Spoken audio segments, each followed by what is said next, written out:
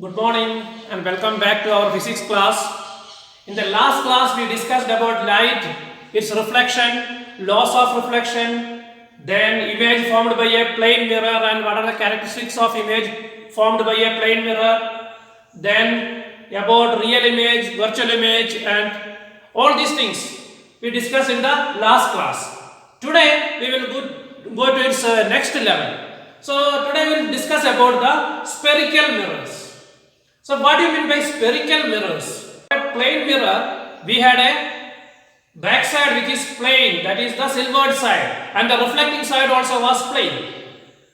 Today we are discussing about a mirror which is not plane, which is a curved surface.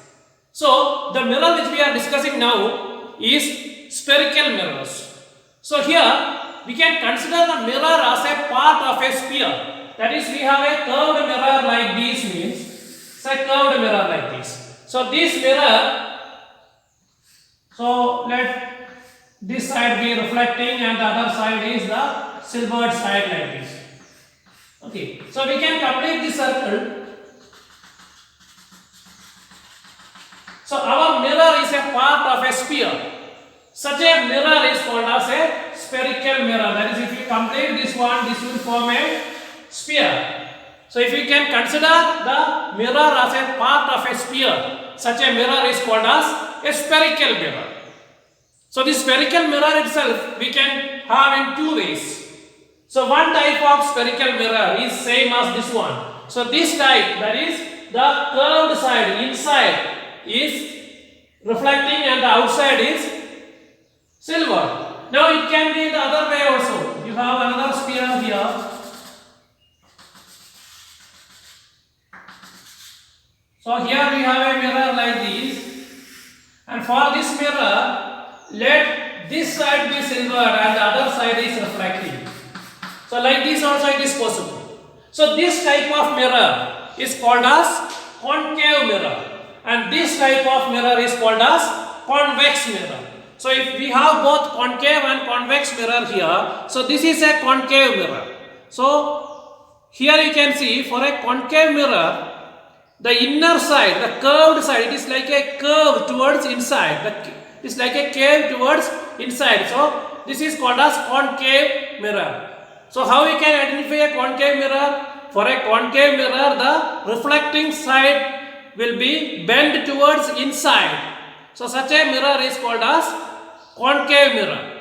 And for convex, this is convex mirror. You can see the reflecting side is bulged towards outside. Such a mirror is called as convex mirror. And again this concave mirror is again called as converging mirror also. This is called as converging mirror, and this is called as diverging mirror. So what is this converging and diverging? We will discuss after this one.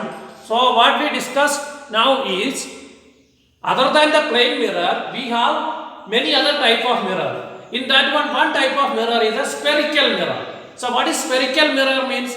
A mirror which can be considered as a part of a sphere. The mirror can be considered as a part of a sphere. That such type of mirrors are called as spherical mirror. In spherical mirror itself we have two types of spherical mirror. One is concave mirror. This concave mirror is also called as converging mirror. And the second type is the convex mirror. This convex mirror is also called as diverging mirror. So we have converging mirror and diverging mirror, or concave mirror or convex mirror. So how we can identify a concave mirror and a convex mirror? If you touch the surface of the concave mirror, you can see that the curved surface is bent towards inside like a curve. Then it is concave mirror. If it is bulged towards outside, the reflecting side is bulged towards outside, then it is called as convex mirror. So how will be the image formed in a concave mirror? How will be the image formed in a convex mirror? That also will be different. We will study in detail later. Still you can see the image formed here. This will be different. How you are seeing, you can see how you are seeing inside this one, and how you are seeing inside this is different. See, you are not seeing the same way. Here you can see, and here you can see everything as smaller, inverted. You can see here how you are seeing is different. Very big you are seeing. So why it is happening? and how the image will be, when the image will be magnified and when the image will be small, when the image will be erect, when it will be inverted, everything we have to study. Now before going to study all those things, we should know some notations about the mirror. That is something which is common to both concave and convex mirror. So we will discuss all those things one by one. So first we will discuss about this mirror. So this is concave mirror already told.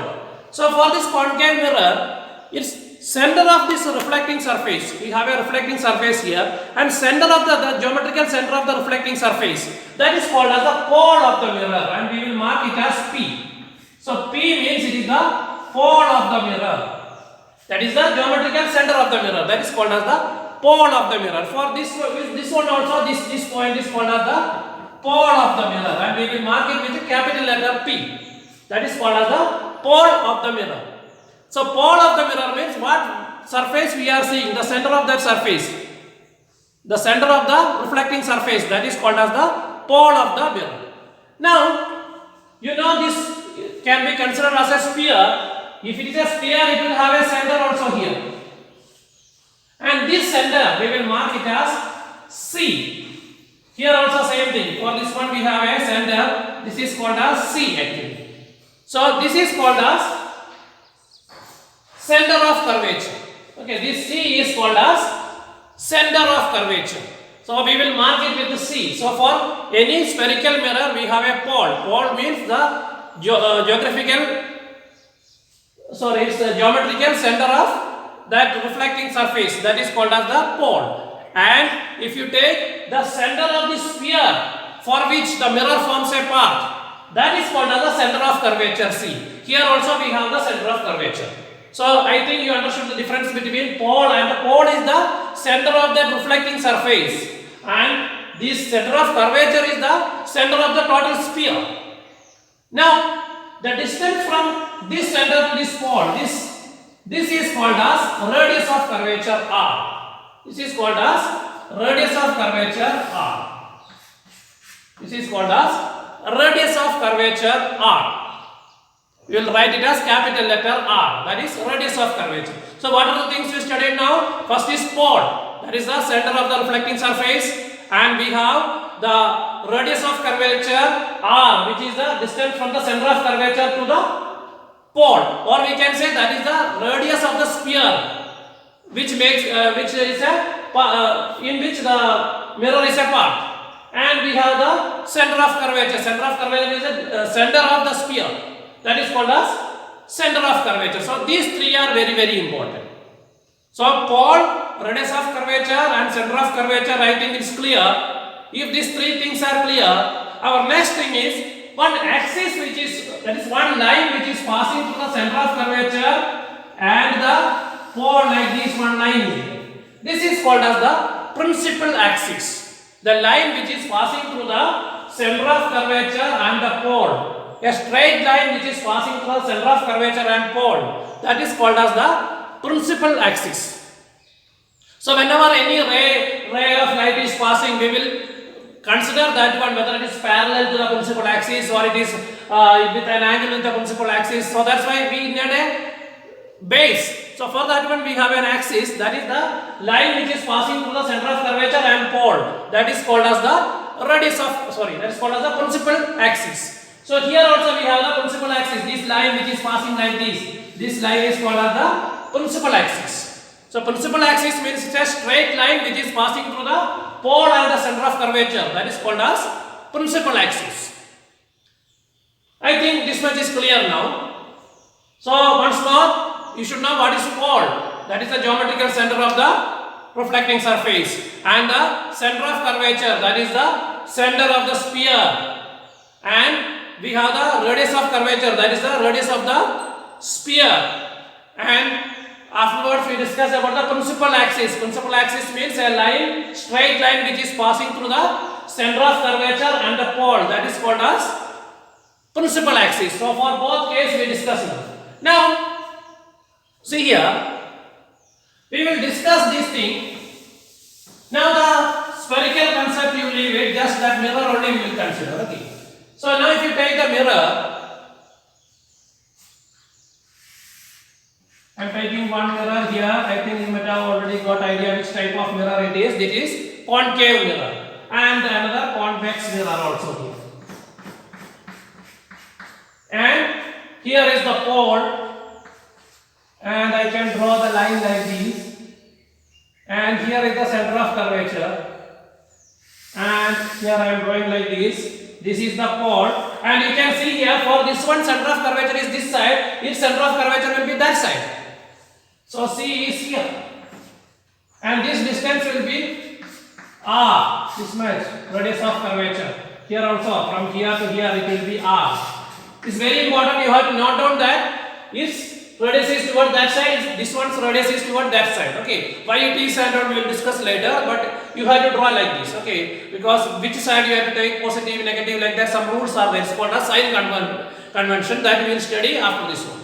So now you see here, in this case, this radius we can erase now, just for you to understand the mark there. Now see here, if you take a object which is far away, when an object is very far away, we will call the object is at infinity.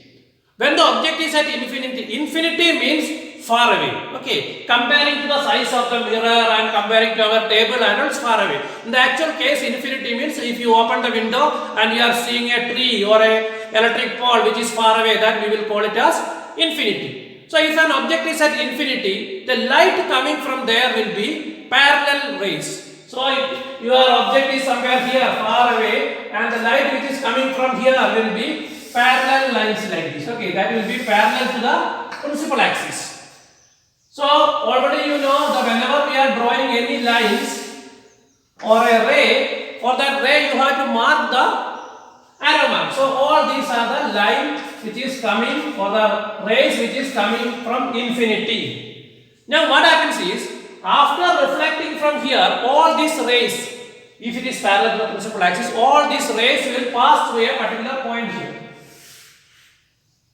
All these rays will go through the same point like this. So this point is called as the principal focus F. So after reflection, all the rays will pass through a particular point on the principal axis. That point is called as the principal focus. So I think it's clear for you, that is, if rays are coming parallel to the principal, the rays which are coming parallel to the principal axis, after reflection will converge to a point on the principal axis. The terms should be, you should take care of that one. That is, the rays which is coming parallel to the principal axis will converge to a point. Converging means it's coming towards one point. It will converge to a point on the principal axis after reflection. That point is called as the principal focus. Once more, the rays coming parallel to the principal axis will converge to a point on the principal axis after reflection. That point is called as the principal focus, and we will mark it as F. Capital F. Okay, for principal focus we will write it as capital F. Now, if you take this one, in this case what happens is, our rays are coming like this. When the rays are coming like this, you can see that these rays will not converge. This mirror is a diverging mirror. Diverging means it will go away. Converging means it will come to same point. So what happens is, this will come like this and it will go away like this. Okay, how it is going, that angle and all I will tell you after this one. So it will go like this. So the rays which is coming parallel to the principal axis will diverge. So when you look from here, you will feel it as coming from here. So this point is called as the principal axis. See here actually light is not going there. Where the light is not going there, I am drawing the dotted line. If I am drawing the solid line, the meaning is the light is actually going there. Where the light is not actually going there, there I am drawing the dotted line. So there, see here, so the light rays which is coming parallel to the principal axis will appear to diverge from a point behind the mirror. That point is called as the principal focus of convex mirror. So the definition for principal focus for concave mirror and convex mirror are different. For concave mirror, what is that? The rays coming parallel to the principal axis will converge to a point after reflection. That point is called as the principal focus. And in the case of a convex mirror, how it is? The rays coming parallel to the principal axis will appear to diverge from a point on the principal axis. That point is called as the principal focus. We are using the word appear to diverge because actually light is not going there. Once if you look from here, you will feel. So it appears to diverge from the principal focus. So the difference is here the principal focus is this side, same side of the object. Here the principal focus is that side. So I think the concept of principal focus is clear for you. Now the distance from the pole to the principal focus, that will be this much. Pole to the principal focus, this much, this much. This is called as the focal length. We will write it as small letter f. I think the concept is clear. Capital letter F means that point, principal focus. For that one we will use capital letter F. And the distance from the pole to the principal focus, that is called as focal length. We will use small letter for that one. Okay, generally focal length will be measured in meter or centimeter. So the concept once more I am telling, first you should know what is the principal focus. So definition for both I told already 2-3 times. If it is not clear, once more you can just go back and watch in the video. And the distance from the pole to the principal focus, that is called as focal length. Once more, you don't tell it from focus to pole, you have to specify from pole to focus itself. Because there is a problem of the sign, whether it is plus or minus. That's why you have to always specify from pole to principal focus. And here also pole to principal focus. So the distance from the pole to the principal focus, that is called as focal length. So focal length of concave mirror, focal length of the convex mirror, and what is focus and what is focal length, both you should know. And the capital letter is used for the focus, that point, and the focal length is F, small letter F. Now see here, in the geometry you can see this distance and this distance is same only. Actually its proof is not required for you in 10th standard, that you will study in higher classes. And you can remember one thing, the distance, focal length and the radius of curvature is related. That is, the radius of curvature r is equal to 2f, or f is equal to r by 2. That is, radius of curvature will be double of focal length, or focal length will be half of the radius of curvature. You have to remember that. Focal length is the half of radius of curvature. This is applicable for both concave and convex mirror. And keep in mind that after this mirror, we will study the lens. For lens, it is not applicable. That is a confusing thing. Lens, it is not applicable. It is applicable only for mirror. It is applicable for both concave mirror and convex mirror. So the focal length and radius of curvature are related. Focal length will be r by 2, or radius of curvature by 2. Now we have to draw ray diagrams for this one. I told you what is ray diagram in the previous class. So in order to draw the ray diagram, we have some basic rules. So we will just study the basic rules, and after that in the next class only we will draw the actual ray diagram. So in the basic rule, the first one is same as what we done now. So the first case I will explain here. So if we'll take the case of a concave mirror and convex, we will do it together. Okay, concave and convex. And the other lines also, here pole is there, here is F, and here is C. In this case, here is F, here is C. Okay, now what it says is, we have to discuss what will happen if a ray is coming parallel to the principal axis. So if a ray of light is coming parallel to the principal axis like this, you know what happens. Because when we define the focal length, we discussed. So you have to put the arrow mark, don't forget it. So it will pass through the principal focus. So what is this one? A ray of light coming parallel to the principal axis will pass through the focus after reflection for a concave mirror. Now you see here, if it is a convex mirror, if a ray is coming parallel to the principal axis, see how it will move. Here actually, if you draw a dotted line here, you can see this angle I is equal to angle R. Okay. Here also same way. If you draw a line to here, like this will be normal because the line which is passing through the center through any sphere or circle, that will be perpendicular there. So what will happen? It will go like this. It will go like this. So what happens? A ray which is coming parallel to the principal axis will pass through the focus in the case of a concave mirror. A ray which is coming parallel to the principal axis will diverge from the focus in the case of convex mirror. So these two things you have to remember. The first, when you are drawing any diagram, the first thing to remember is the ray which is coming parallel to the principal axis will pass through the focus. And here the ray which is coming parallel to the principal axis will diverge from focus.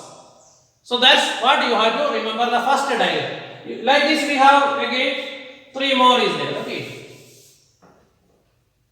Now the next case is, if you take the case of a ray which is coming through the focus.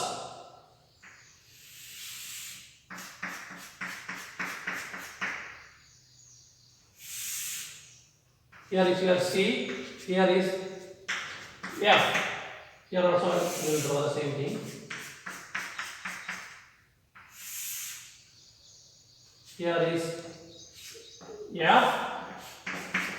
Here is C. So what it says is, a ray which is passing through the focus, if a ray is coming through the focus like this, just it is opposite of this one. If it is coming parallel, then it will go through the focus. So if it is coming through the focus, then what it should do?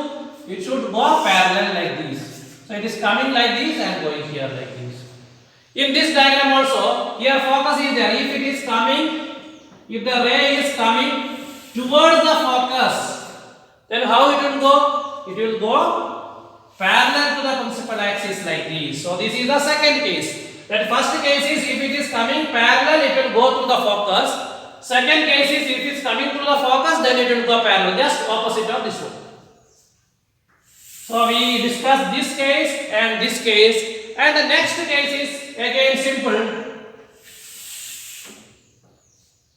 If a ray of light,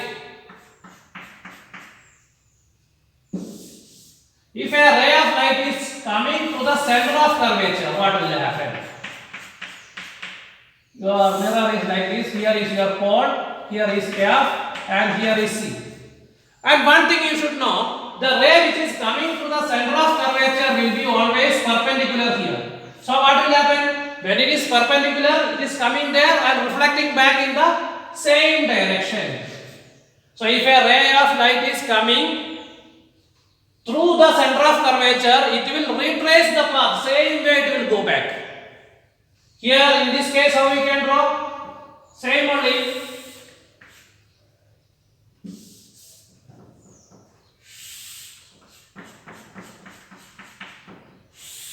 Here is our F, here is C. So if a ray is coming towards C, then it will reflect from it. It will not go inside, but in the same direction it will go back.